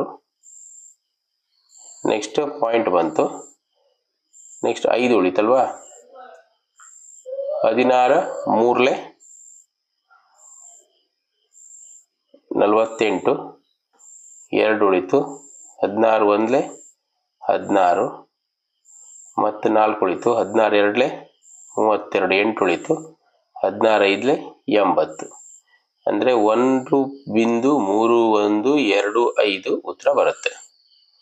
ಇಲ್ಲಿ ಆಪ್ಷನ್ 4 ಸರಿಯಾದಂಥ ಉತ್ತರ ಆಗ್ತದೆ. ಇನ್ನು 57ನೇ ಪ್ರಶ್ನೆ, ಕೆಳಗಿನ ಅಭಿವ್ಯಕ್ತಿಯನ್ನು ಸರಳಗೊಳಿಸಿ. ಸಾಮಾನ್ಯವಾಗಿ ನಿಮಗೆ ಬೋರ್ಡ್ಮಾಸ್ ನಿಯಮದ ಪರಿಚಯ ಇದೆ. ಬೋರ್ಡ್ಮಾಸ್ ನಿಯಮದ ಪ್ರಕಾರ ನಾವು ಇದನ್ನು ಮಾಡ್ತಾ ಹೋಗ್ಬೇಕಾಗತ್ತೆ. ಇಲ್ಲಿ ಆವರಣವನ್ನು ಮೊದಲು ನಾವೇನು ಮಾಡಬೇಕು, ಇಲ್ಲಿ ತಗೊಳ್ಬೇಕು. ಇಲ್ಲಿ ಅಲ್ಪಾವರಣವನ್ನು ನಾವಿಲ್ಲಿ ಮೊದಲು ತೆಗಿಬೇಕಾಗತ್ತೆ. ತೆಗೆದು ಈ ಲೆಕ್ಕವನ್ನು ಮಾಡ್ತಾ ಹೋಗಬೇಕು. ಫಸ್ಟು ನೀವು ಲೆಕ್ಕವನ್ನು ಬಿಡಿಸುವಾಗ ಇದನ್ನು ಅದೇ ರೀತಿ ಬರ್ಕೊಳ್ರಿ. 7/9 ಇದೆ, ಮೈನಸ್ 2/3 ಇದೆ, ನೆಕ್ಸ್ಟ್ ಪ್ಲಸ್ ಕೊಟ್ಟಿದ್ದಾನೆ, ಇಲ್ಲಿ 1/3 ಇದೆ. ಈಗ ನಾವು ಇದನ್ನು ಕೂಡಿಸಿದಾಗ ಕಳೆದಾಗ ನಮಗೆ ಈ ಆವರಣವನ್ನು ಕಳೆದಾಗ ಇಲ್ಲಿ ಲಸ ತೆಗೆದು ನಾವು ಇದನ್ನು ಕಳ್ಕೊಳ್ಬೇಕು. 9 ಇಲ್ಲಿ 3 ಮೂರ್ಲೆ ಅಂದರೆ 6 ಬಂತು, ಮೈನಸ್ 4 ಬಂತು. ಈಗ 6ರಲ್ಲಿ 4 ಹೋದ್ರೆ ಎಷ್ಟು, ಇಲ್ಲಿ ಎಷ್ಟು ಬರುತ್ತೆ, 2/9 ಬರುತ್ತೆ. ಇಲ್ಲಿ 1/3 ಇದೆ. ನಾವು ಈ ಆವರಣವನ್ನು ಆಮೇಲೆ ಏನು ಮಾಡಬೇಕಾಗ್ತದೆ, ತಕ್ಕೊಳ್ಬೇಕು. ಈ ಆವರಣವನ್ನು ತಕ್ಕೊಂಡಾಗ ನಮಗೆ ಇದನ್ನ ಸೇಮ್ ಇಲ್ಲೇ ಬರ್ಕೊಳ್ರಿ. 7/9 ಮೈನಸ್ 2/3 ಪ್ಲಸ್ ಹಾಗೆ ಇರುತ್ತದೆ. ಈಗ ಇದನ್ನು ಇಲ್ಲಿ ಬಿಡಿಸ್ತೇನೆ. ಇದು 1/3 ಪ್ಲಸ್ 2/9 ಅನ್ನು ನಾವು ಏನು ಮಾಡಬೇಕು, ಬಿಡಿಸ್ಕೊಳ್ಬೇಕಾಗ್ತದೆ. ಅಂದರೆ 3/2 7/9 ಮೈನಸ್ 2/3 ಪ್ಲಸ್ ಇದನ್ನು ನಾವು ಕೂಡಿಸಿದಾಗ ನಮಗೆ ಏನು ಬರುತ್ತೆ ನೋಡೋಣ. ಇಲ್ಲಿ 9, ಇಲ್ಲಿ 3 ಬರ್ತದೆ, ಆಮೇಲೆ ಇಲ್ಲಿ ಪ್ಲಸ್ 2 ಬರ್ತದೆ. ಇಲ್ಲಿ 3/2 7/9 ಮೈನಸ್ 2/5 ಪ್ಲಸ್ 2/3 ಪ್ಲಸ್ 5/9 ಬಂತು.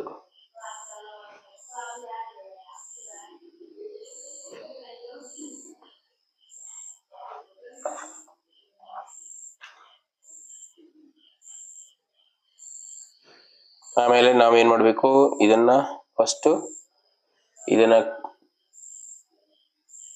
7/9 ಪ್ಲಸ್ 1/9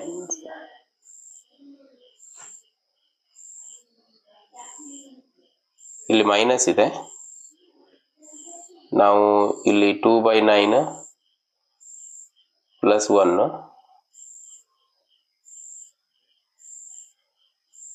ಸರಿ ಇದೆ. ಇಲ್ಲಿ ಆವರಣ ಇಲ್ಲಿ ತೆಗೆದಿದ್ದೇವೆ ನಾವು,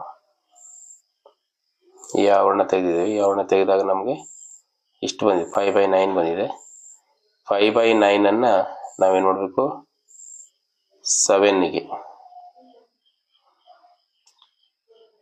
ಕೂಡಿಸ್ಕೊಂಡು ಆಮೇಲೆ ಕಳಿಬೇಕು. ಕಳೆದಾಗ ನಮಗೆ ಲಾಸ್ಟ್ ಉತ್ತರ ಇಲ್ಲಿ 1/3 ಬರುತ್ತೆ.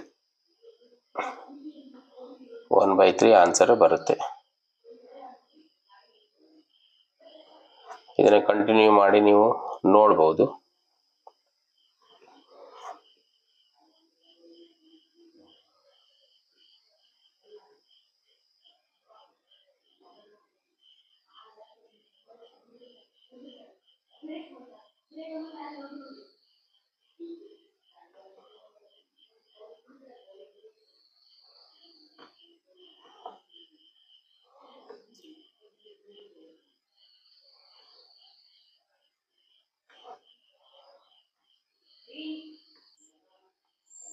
ಇಲ್ಲಿ ಆನ್ಸರು ನಮಗೆ 1/3 ಬರಲ್ಲ. ಆನ್ಸರು ಇಲ್ಲಿ ನೀವು ನೋಡ್ಬೋದು. ಈಗ 5/9 ಆಯಿತು. 7/9 ಮತ್ತು 5/9 ಬೋರ್ಡ್ ಮಾಸ್ ಪ್ರಕಾರ ಕೂಡಿಸಿದಾಗ ಇಲ್ಲಿ 3/2 ಇಲ್ಲೇ ಇರುತ್ತೆ. ಇಲ್ಲಿ ಕೂಡಿಸಿದಾಗ ನಮಗೆ 12/9 ಅಂದರೆ 12/9 ಬಂತು, ಮೈನಸ್ 2/3 ಬಂತು. ನಾವು ಇದನ್ನು ಸಿಂಪ್ಲಿಫೈ ಮಾಡಿದಾಗ ನಮಗೆ 3/2 ಇಂಟು ಇಲ್ಲಿ ನಮಗೆ 6/3 ಬರುತ್ತೆ, 6/9 ಬರುತ್ತೆ, ಸಾರಿ 6/9. ಇಲ್ಲಿ 3 ಒಂದಲೇ 3 ಮೂರಲೆ, ಇಲ್ಲಿ 2 ಒಂದಲೇ, ಇಲ್ಲಿ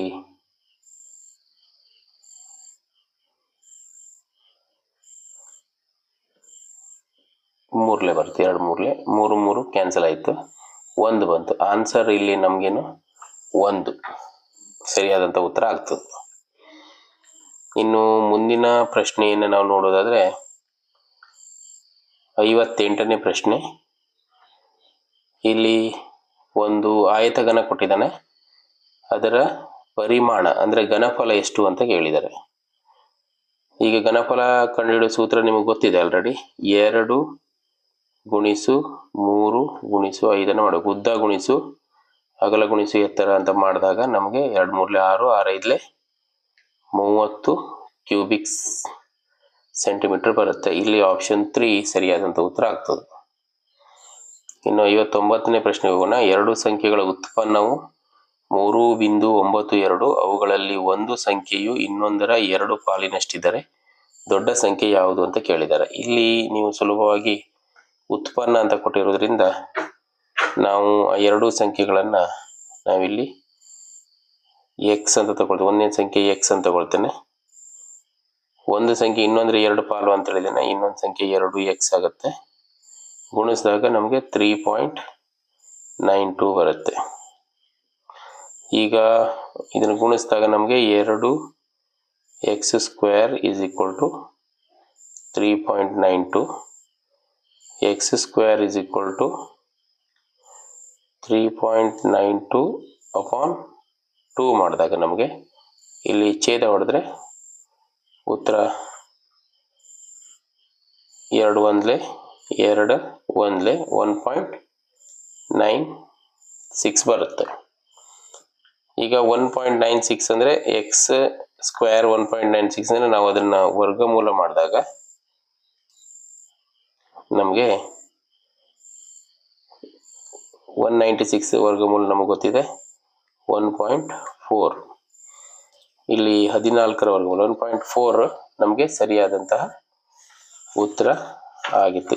ದೊಡ್ಡ ಸಂಖ್ಯೆ ಅಂತ ಕೇಳಿದರೆ, ಸಾರಿ ಇಲ್ಲಿ ದೊಡ್ಡ ಸಂಖ್ಯೆ ಅಂತ ಕೇಳಿರೋದ್ರಿಂದ ನಾವು ಅದನ್ನು 2 ಸಲ ಗುಣಿಸಿದಾಗ ನಮಗೆ 1.4 × 2 ಮಾಡಿದಾಗ ನಮಗೆ 2.8 ಬರುತ್ತೆ. ಇದು ಸರಿಯಾದಂಥ ಉತ್ತರ ಆಗ್ತದೆ. ಇನ್ನು 60ನೇ ಪ್ರಶ್ನೆ. 8, 10 ಹಾಗೂ 12ರಿಂದ ಭಾಗಿಸಲ್ಪಡುವ 3 ಅಂಕೆಗಳ ಅತಿ ದೊಡ್ಡ ಸಂಖ್ಯೆ ಅಂತ ಕೊಟ್ಟಿದ್ದಾರೆ. ಇದು ನೀವು ಸುಲಭ ಮಾಡಬಹುದು. 8ರಿಂದ ಇಲ್ಲಿ 900 ಏನಿದೆ, ಇದು 8ರಿಂದ ಭಾಗ ಹೋಗಲ್ಲ. 960 ಇದು 8, 10 ಮತ್ತು 12ರಿಂದ ಭಾಗಿಸಲ್ಪಡುವ ಅತಿ ದೊಡ್ಡ ಸಂಖ್ಯೆ ಆಗುತ್ತೆ. ಇನ್ನು 61ನೇ ಪ್ರಶ್ನೆ ನೋಡೋಣ. 61ನೇ ಪ್ರಶ್ನೆಯಲ್ಲಿ ನಮಗೆ ದಶಮಾಂಶಗಳನ್ನು ಕೊಟ್ಟಿದ್ದಾರೆ. ಇದನ್ನು ಸಂಕ್ಷಿಪ್ತ ಮಾಡಬೇಕು. 0.4/0.04. ಇಲ್ಲಿ ನೀವು ಬಿಂದುವನ್ನು ತಗೊಂಡ್ರೆ ನಾನು 100ರಿಂದ ಗುಣಿಸ್ತೇನೆ, ಅವಾಗ ಏನಾಗುತ್ತೆ, ಇದು 40 ಆಗುತ್ತೆ, ಇದು 4 ಆಗುತ್ತೆ, ಪ್ಲಸ್ ಇದು 4 ಆಗುತ್ತೆ, ಇದು ಇಲ್ಲಿ 40 ಆಯಿತು. ಇದನ್ನು ನಿಮ್ಗೆ ಗೊತ್ತಿದೆ, ಇಲ್ಲಿ 10 ಬಂತು, ಇಲ್ಲಿ 10 ಬಂತು. ಅಂದರೆ 10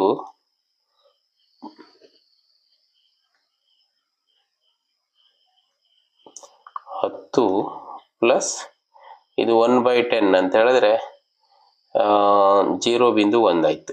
ಅಂದ್ರೆ 10ಕ್ಕೆ 0.1 ಕೂಡಿಸಿದ್ರೆ 10.1 ಸರಿಯಾದಂತ ಉತ್ತರ ಆಗ್ತದೆ. ಇನ್ನು 62ನೇ ಪ್ರಶ್ನೆ, 1,69,390 ಭಾಗಿಸು 13. ನೀವು 13ರಿಂದ ನೀವು ಭಾಗಾಕಾರ ಮಾಡಿದಾಗ ನಿಮಗೆ ಎಷ್ಟು ಬರುತ್ತೆ ಅಂತ ಕೇಳಿದರೆ, ಇದು ಭಾಗಾಕಾರ ಕ್ರಿಯೆಯನ್ನು ನೀವು ಎಲ್ಲ ತಿಳ್ಕೊಂಡಿದ್ದೀರಾ, ಅದನ್ನ ಸರಿಯಾಗಿ ಮಾಡಿ 13ರಿಂದ ಭಾಗಿಸಿದಾಗ ನಿಮಗೆ ಬರುವಂತ ಸಂಖ್ಯೆ ಯಾವುದು ಕೇಳಿದರೆ 13,030 ಆನ್ಸರ್ ಬರ್ತದೆ. ಇನ್ನು 63ನೇ ಪ್ರಶ್ನೆ, ಒಂದು ಘನಾಭ ಆಕಾರದ ಟ್ಯಾಂಕಿನ ಧಾರಕತೆ 12 ಲೀಟರ್ಗಳು. ಆ ಟ್ಯಾಂಕಿನ ತಳಭಾಗದ ವಿಸ್ತೀರ್ಣವು 750 ಚದರ ಸೆಂಟಿಮೀಟರ್ ಆದರೆ ಆ ಟ್ಯಾಂಕಿನ ಎತ್ತರ ಅಂತ ಕೇಳಿದ್ದಾರೆ. ಇಲ್ಲಿ ಘನಾಕೃತಿ ಅಂತ ಹೇಳಿದಾಗ ಆಯತಘನದ ಒಂದು ಘನಫಲ ಧಾರಕತೆ ಕೊಟ್ಟಿದ್ದಾರೆ, 12 ಲೀಟರ್ ಅಂತ ಕೊಟ್ಟಿದ್ದಾರೆ. ಇಲ್ಲಿ ನಿಮಗೆ ಗೊತ್ತಿದೆ ಘನಫಲ L ಗುಣಿಸು B ಗುಣಿಸು H, ಉದ್ದ ಗುಣಿಸು ಅಗಲ ಗುಣಿಸು ಎತ್ತರ. ಇದು 12 ಲೀಟರ್ ಅಂದ್ರೆ ನಾವು ಅದನ್ನ ಏನ್ ಮಾಡಬೇಕು, ಘನ ಸೆಂಟಿಮೀಟರ್ಗೆ ಅದನ್ನ ಪರಿವರ್ತನೆ ಮಾಡ್ಕೊಳ್ಳೋದು. 12,000 ಆಗುತ್ತೆ.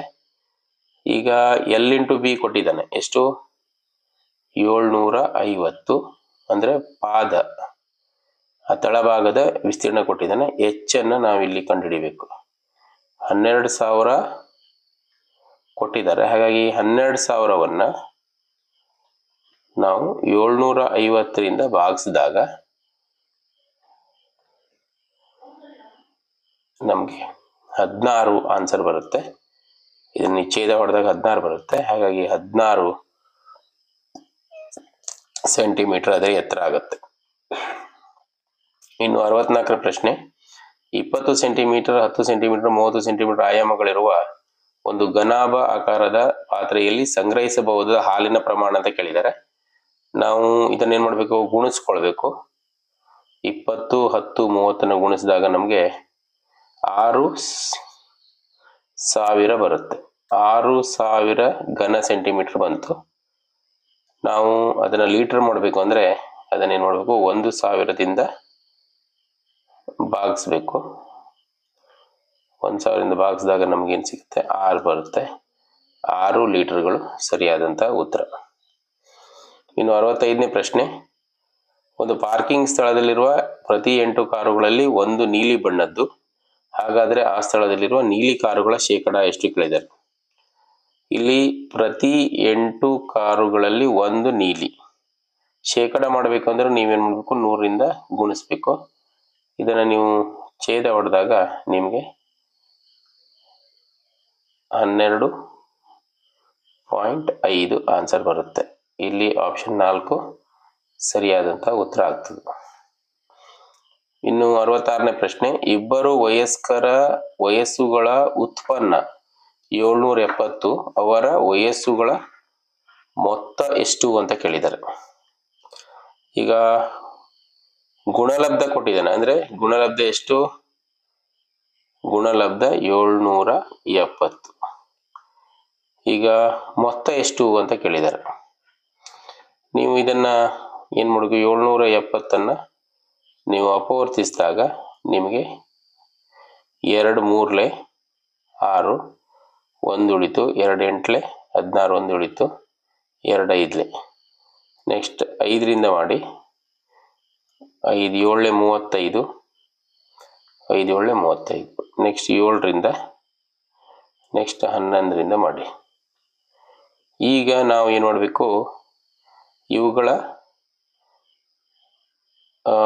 ಗುಣಲಬ್ಧ ಕೊಟ್ಟಿದ್ದಾನೆ 770 ಅಂತ, ನಾವು ಇವುಗಳ ಮೊತ್ತವನ್ನ ಇಲ್ಲಿ ನೋಡ್ಬೇಕು. 11 7 ಇದೆರಡನ್ನ ಫಸ್ಟ್ ಗುಣಿಸ್ರಿ, 11 7 77 ಪ್ಲಸ್ 5 2 10, ಒಟ್ಟು 87. ಉತ್ತರ ಎಷ್ಟಾಗ್ತದೆ, 87 ಬರ್ತದೆ. ಇನ್ನು 67ನೇದು, ತನ್ನ ತರಕಾರಿಯನ್ನು ತಿನ್ನುವ ಜಿಂಕೆಯನ್ನು ದೂರ ಮಾಡುವುದಕ್ಕಾಗಿ ಕೃಷಿಕ ರಾಜು ತನ್ನ ತರಕಾರಿ ತೋಟದ ಸುತ್ತಲೂ ಚಚ್ಚೌಕಾರದ ಬೇಲಿಯನ್ನು ಹಾಕುತ್ತಾನೆ. ಅದರ ಒಂದು ಬದಿಯು 10 ಮೀಟರ್ ಉದ್ದವಾಗಿದೆ. 2 ಮೀಟರ್ಗಳ ಅಂತರದಲ್ಲಿ ಕಂಬಗಳನ್ನು ಇಡುತ್ತಾನೆ. ಅವನು ಎಷ್ಟು ಕಂಬಗಳನ್ನು ಉಪಯೋಗಿಸುತ್ತಾನೆ ಅಂತ ಕೇಳಿದ್ದಾನೆ. ಅಂದ್ರೆ ಚೌಕಾಕಾರದ ಒಂದು ತೋಟದಲ್ಲಿ ಅವನೇನ್ ಮಾಡ್ತಾನೆ, 10 ಮೀಟರ್ ಉದ್ದ ಇದೆ, ಅಂದ್ರೆ 2 ಮೀಟರ್ ಅಂತರದಲ್ಲಿ ಕಂಬ ಹಾಕ್ತಾನೆ. ಅಂದ್ರೆ ಇಲ್ಲಿ 5 ಕಂಬ, ಇಲ್ಲಿ 5 ಕಂಬ, ಇಲ್ಲಿ 5 ಕಂಬ, ಇಲ್ಲಿ 5 ಕಂಬ ಬರುತ್ತೆ. ಒಟ್ಟು 20 ಕಂಬಗಳನ್ನು ಅವನು ಹಾಕ್ತಾನೆ. ಇನ್ನು 68ನೇದು, ಬಿಟ್ಟು ಹೋಗಿರುವ ಅಂಕಿಯನ್ನ ಕಂಡುಹಿಡಿಯಿರಿ ಅಂತ ಹೇಳಿದ್ದಾರೆ. ಇಲ್ಲಿ ನಾವು ಸುಲಭವಾಗಿ ಏನ್ ಮಾಡಬಹುದು, ಕಂಡುಹಿಡಿಬಹುದು. ಇಲ್ಲಿ ನೋಡ್ಬೇಕು, ಬಿಟ್ಟು ಹೋಗಿರುವ ಸಂಖ್ಯೆಯಲ್ಲಿ ಆಪ್ಷನ್ ಅನ್ನು ನಾವು ಹಾಕಿ ಚೆಕ್ ಮಾಡಿದಾಗ ನಮಗೆ ಇಲ್ಲಿ 9 ಹಾಕ್ತೇನೆ. ಆಮೇಲೆ ಇಲ್ಲಿ ನಾನು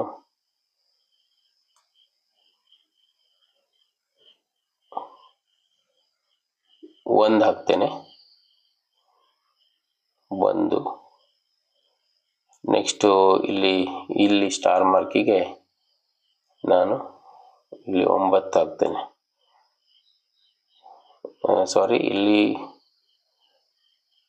ಇಲ್ಲಿ 3 ಹಾಕ್ಬೇಕಾಗ್ತದೆ. 3, ಇಲ್ಲಿ 9, ಇಲ್ಲಿ 1 ಹಾಕಿ ಚೆಕ್ ಮಾಡೋಣ. 8, 7, 15, ಇಲ್ಲಿ ಕೈಲಿ 1 ಆಯ್ತು. 3, 1, 4, 1, 5 ಆಯ್ತು, ಸರಿ ಆಯ್ತು. 9, 2, 11, ಇಲ್ಲಿ ಕೈಲಿ 1 ಆಗ್ತದೆ. 4, 1, 5, 3, 8 ಆಗ್ತದೆ. ಹಾಗಾಗಿ ಆಪ್ಷನ್ 3 ಇಲ್ಲಿ ಸರಿಯಾದಂತಹ ಉತ್ತರ ಆಗ್ತದೆ.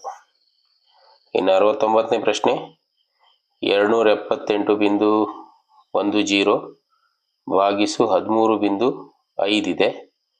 ಇದರ ಬೆಲೆ 20.6 ಆಗ್ತದೆ. ಆದರೆ 27,810 ನಾವು 1.35ಕ್ಕೆ ಭಾಗಿಸಿದಾಗ ಇದಕ್ಕೆ ಸಮನಾಗಿರುವುದು ಎಷ್ಟು ಅಂತ ಅವರು ಇಲ್ಲಿ ಕೇಳಿದ್ದಾರೆ. ನಾವಿಲ್ಲಿ ಗಮನಿಸಬಹುದು, ಇಲ್ಲಿ 2 ದಶಮಾಂಶ ಸ್ಥಾನ ಇದೆ, ಇಲ್ಲಿ 1 ದಶಮಾಂಶ ಸ್ಥಾನ ಇದೆ. ಉತ್ತರ ಇಲ್ಲೇನಾಗಿದೆ, 1 ದಶಮಾಂಶ ಸ್ಥಾನದ ಹಿಂದ್ಗಡೆ ಬಂದಿದೆ.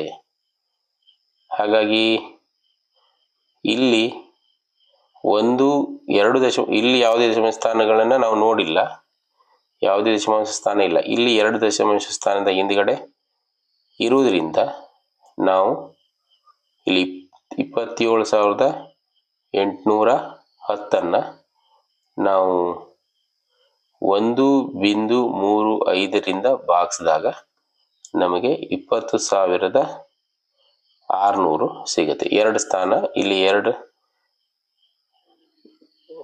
ಸ್ಥಾನದ ಇರುವುದರಿಂದ ನಾವು ಈ ಆನ್ಸರ್ ಅನ್ನು ಪಡಿತೇವೆ.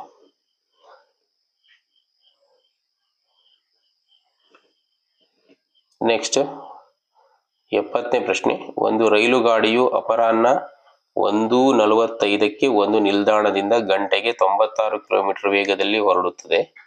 ಗಡಿಯಾರದಲ್ಲಿ ಎಷ್ಟು ಸಮಯವಾದಾಗ ಅದು 168 ಕಿಲೋಮೀಟರ್ ದೂರದಲ್ಲಿರುವ ನಿಲ್ದಾಣವನ್ನು ತಲುಪುತ್ತದೆ ಅಂತ ಕೇಳಿದ್ದಾರೆ. ಇಲ್ಲಿ ದೂರ, ಕಾಲ ಮತ್ತು ವೇಗ ಆ ಒಂದು ಸೂತ್ರವನ್ನು ಬಳಸಬೇಕು. v is equal to d upon t ಈ ಸೂತ್ರ ಇದೆ. ಇಲ್ಲಿ ನಾವು ಏನು ಕಂಡುಹಿಡಬೇಕಾಗಿದೆ, time ಕಂಡುಹಿಡಬೇಕು. t is equal to d upon v ಮಾಡಿದಾಗ ಇಲ್ಲಿ 168 ಅಪಾನ್ 96, 168 ಅಪಾನ್ 96 ಛೇದ ಹೊಡೆದಾಗ ನಮಗೆ ಇದು ಭಾಗಾಕಾರ ಮಾಡಿ 1.75 ಬರ್ತದೆ. 1.75 ಗಂಟೆ ಬರ್ತದೆ. ಅಂದ್ರೆ ಇದು 1 ಗಂಟೆ 45 ನಿಮಿಷ ಟೈಮ್ ತಗೊಳ್ತದೆ.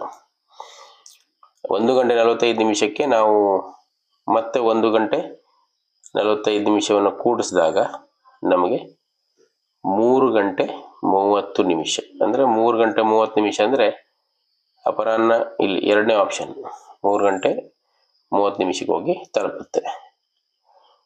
ಇನ್ನು 71ನೇ ಪ್ರಶ್ನೆ, ಶುಕ್ರವಾರದಂದು 1250 ಜನ ಸರ್ಕಸ್ಗೆ ಭೇಟಿ ಕೊಟ್ಟಿದ್ದರು. ಶನಿವಾರ ಶುಕ್ರವಾರದ ಜನಕ್ಕಿಂತ 3 ಪಾಲು ಹೆಚ್ಚು ಮಂದಿ ಭೇಟಿ ಕೊಟ್ಟಿದ್ದರು. 2 ದಿನಗಳಲ್ಲಿ ಒಟ್ಟು ಎಷ್ಟು ಮಂದಿ ಜನರು ಸರ್ಕಸ್ಗೆ ಭೇಟಿ ಕೊಟ್ಟಿದ್ದರು ಅಂತ ಹೇಳಿದ್ದಾರೆ. ಇಲ್ಲಿ ಈಸಿ ಇದೆ ಪ್ರಶ್ನೆ ಇದು. ಶುಕ್ರವಾರ 1250 ಜನ, ಶನಿವಾರ ಅದರ 3 ಪಟ್ಟು ಅಂದರೆ 3750 ಜನ ಆಯಿತು. ಕೂಡಿಸಿದಾಗ ನಮಗೆ ಒಟ್ಟು ಎಷ್ಟಾಗ್ತಾರೆ? 5000 ಜನ ಆಗ್ತಾರೆ. ಅಂದರೆ ಆಪ್ಷನ್ 2 ಇಲ್ಲಿ ಸರಿಯಾದಂಥ ಉತ್ತರ ಆಗ್ತದೆ. 72ನೇ ಪ್ರಶ್ನೆ, ಕೆಳಗಿನವುಗಳಲ್ಲಿ ಯಾವುದು 33 ಮತ್ತು 97ಕ್ಕೆ ನಿಜವಾಗಿದೆ ಅಂತ ಕೇಳಿದರೆ? 2 ಅವಿಭಾಜ್ಯ ಸಂಖ್ಯೆಗಳು, 2 ಸಹ ಅವಿಭಾಜ್ಯ, 2 11ರ ಅಪವರ್ತ್ಯಗಳು, 2 ಸಮ ಸಂಖ್ಯೆಗಳು ಅಂತ ಕೊಟ್ಟಿದ್ದಾರೆ. ಇದರಲ್ಲಿ ಅವಿಭಾಜ್ಯ ಸಂಖ್ಯೆ 33 ಅವಿಭಾಜ್ಯ ಸಂಖ್ಯೆ ಆಗಲ್ಲ, 2 ಸಹ ಅವಿಭಾಜ್ಯ ಸಂಖ್ಯೆಗಳು ಆಗ್ತವೆ, ಕೋ ಪ್ರೈಮ್ ನಂಬರ್ಸ್. ಇನ್ನು 73ನೇ ಪ್ರಶ್ನೆಯನ್ನು ನೋಡೋಣ. ಕೆಳಗಿನ ನಮೂನೆಗಳನ್ನು ನೋಡಿ ಬಿಟ್ಟು ಹೋದ ಸಂಖ್ಯೆಯನ್ನು ಕಂಡುಹಿಡಿಯಿರಿ. ಇದು ಪ್ಯಾಟರ್ನ್ ಅನ್ನ ನಾವು ಗಮನಿಸಿಕೊಂಡು ಬಿಟ್ಟು ಹೋದ ಸಂಖ್ಯೆಯಲ್ಲಿ ಕ್ವಶನ್ ಮಾರ್ಕ್ ಅನ್ನು ಮಾಡಬೇಕಾಗ್ತದೆ. ಇದನ್ನ ನಾವು ಸುಲಭವಾಗಿ ಮಾಡಬಹುದು. ಇದನ್ನ ನಾವೇನ್ ಮಾಡ್ಬೇಕೀಗ, 3ರಲ್ಲಿ 2 ಕಳಿಬೇಕು. 3ರಲ್ಲಿ 2 ಕಳೆದಾಗ ಎಷ್ಟು ಬಂತು? 1 ಬಂತು. ಅದಕ್ಕೆ ನಾನು 4ರಿಂದ ಗುಣಿಸಿದಾಗ ನನಗೆ 1 4 4 ಬರ್ತದೆ. ಅದೇ ರೀತಿ 15ರಲ್ಲಿ 13 ಕಳೆದಾಗ 2 ಬಂತು. 2ಕ್ಕೆ ನಾನು 3ರಿಂದ ಗುಣಿಸಿದಾಗ ನನಗೆ 6 ಬರುತ್ತೆ. ಇನ್ನು 17ರಲ್ಲಿ 13 ಕಳೆದಾಗ 4 ಬರ್ತದೆ. 4ಕ್ಕೆ 2ರಿಂದ ಗುಣಿಸಿದ್ರೆ 8 ಬಂತು. ಅದೇ ಪ್ಯಾಟರ್ನ್ ಅನ್ನು ಇಲ್ಲಿ ನೋಡ್ಬೇಕು. 12ರಲ್ಲಿ 10 ಕಳೆದಾಗ 2 ಬಂತು. 2ಕ್ಕೆ 2ರಿಂದ ಗುಣಿಸಿದ್ರೆ ನನಗೆ 4 ಬರ್ತದೆ. ಅಂದ್ರೆ ಇಲ್ಲಿ ಆಪ್ಷನ್ 2 ಸರಿಯಾದಂತಹ ಉತ್ತರ ಆಗುತ್ತೆ. ಇನ್ನು ಕೆಳಗಿನ ಚಿತ್ರ ಸಂಕೇತವು ಒಬ್ಬ ವ್ಯಾಪಾರಿಯು ವಾರದ ಮೊದಲ 5 ದಿನಗಳಲ್ಲಿ ಮಾರಾಟ ಮಾಡುವ ಕಿತ್ತಳೆಗಳ ಬುಟ್ಟಿಗಳ ಸಂಖ್ಯೆಯನ್ನು ತೋರಿಸುತ್ತದೆ. ಈಗ ಇಲ್ಲಿ ಅವನ ಬಳಿ ಇನ್ನೂ 270 ಬುಟ್ಟಿಗಳು ಇದ್ದಲ್ಲಿ ಆರಂಭದಲ್ಲಿ ಅವನ ಬಳಿ ಇದ್ದ ಬುಟ್ಟಿಗಳೆಷ್ಟು ಮತ್ತು ಅವನು ಮಾರಾಟ ಮಾಡಿದ ಬುಟ್ಟಿಗಳ ಶೇಕಡ ಎಷ್ಟು ಅಂತ ಕೇಳಿದ್ದಾರೆ. ಈಗ ನಾವಿಲ್ಲಿ ಏನ್ ಮಾಡ್ಬೇಕು? ಒಂದು ಚೌಕವನ್ನ 10 ಕಿತ್ತಳೆಗಳ ಬುಟ್ಟಿಗಳು ಅಂತ ಹೇಳಿದಾನೆ. ಹಾಗಾಗಿ ಇಲ್ಲಿ ಎಷ್ಟು ಚೌಕ ಇದೆ ನೋಡ್ಬೇಕು ನಾವು. 1 2 3 4 ಇದೆ ಇಲ್ಲಿ. 5 6 7 8 9 10 11 12 13 14 15 16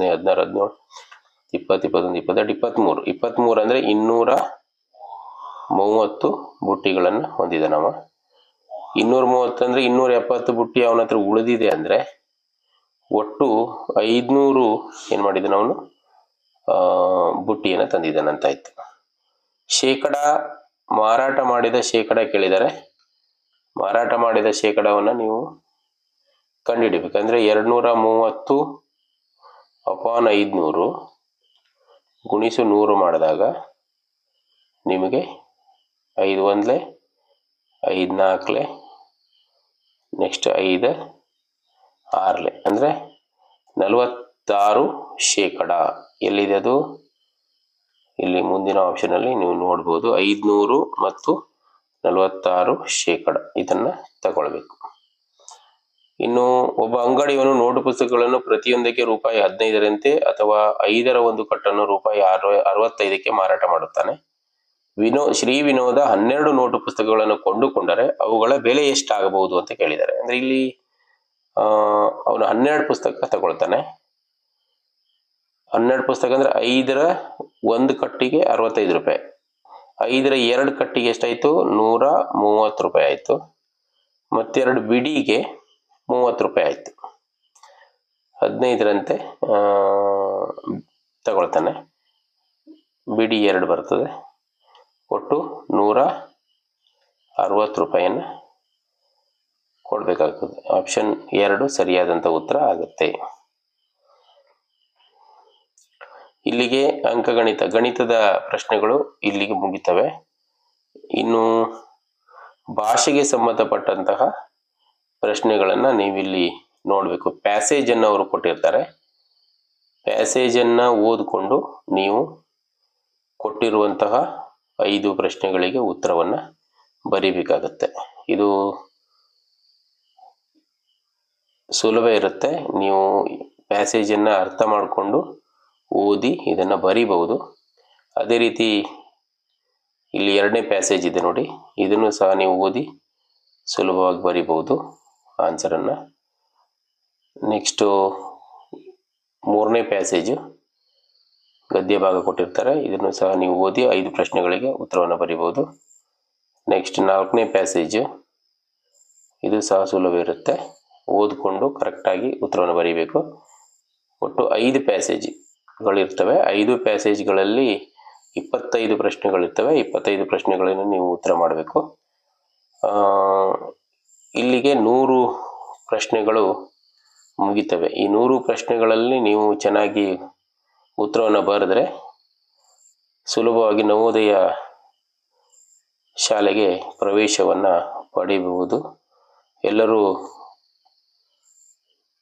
ಪರೀಕ್ಷೆಯನ್ನು ಚೆನ್ನಾಗಿ ಮಾಡ್ರಿ ಅಂತ ಆಶಿಸ್ತಾ ಇಲ್ಲಿಗೆ ನಾನು ಈ ಸಂಚಿಕೆಯನ್ನು ಮುಗಿಸ್ತಾ ಇದ್ದೇನೆ. ಧನ್ಯವಾದಗಳು.